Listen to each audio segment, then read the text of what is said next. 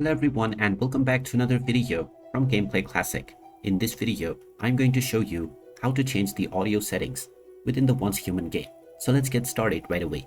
First of all, open up the Once Human game on your device, and once you open it up, you will be taken into the main menu. From here, in order to change your audio settings, go ahead and click on Settings. This will now take you into your game settings page.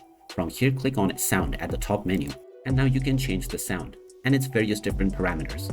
You can choose your master volume level, and you may also manually define your music as well as sound effects volume. Underneath this, you can choose the volume level for the in-game dialogues, and you can also choose the volume level for your vehicles. Underneath this, you can change your radio volume as well as the piano volume.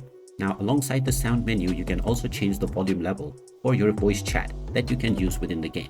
After defining your desired volume levels for each of the audio parameters, you can go and enjoy your game, and your audio settings have been applied right away. And there you have it.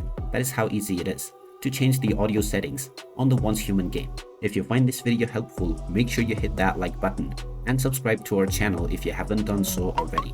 Also ring that notification bell to never miss another update from us. Thank you for watching, and I will see you again in the next video.